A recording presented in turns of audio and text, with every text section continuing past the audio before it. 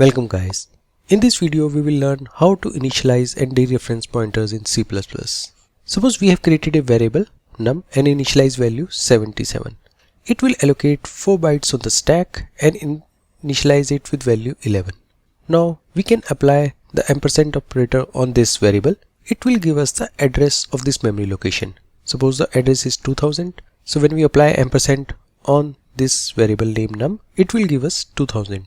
Then we can initialize our integer pointer with that memory location address. Now if we print the pointer, it will give us the value 2000. That's the address of that memory location. Now we can access the value at that memory location by applying the asterisk operator on this pointer like this, asterisk ptr. It will give us the value at this memory location, which is 11. So here pointer ptr is pointing to this memory location and asterisk ptr will give us the value at this memory location. Now when we apply asterisk on this pointer, it will give us a reference to that value.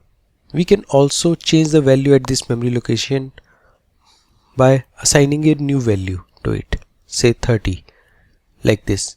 It will change the value at this memory location to 30.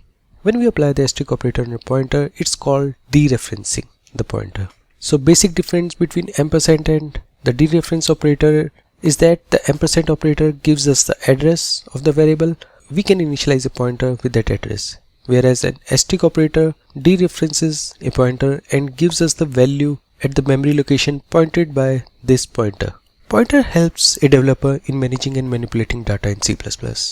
We learn how to initialize a pointer using address operator and how to access value of a variable located at the address specified by the pointer using a dereference operator. So that's all for this video. This video is a part of pointers course in C and C++.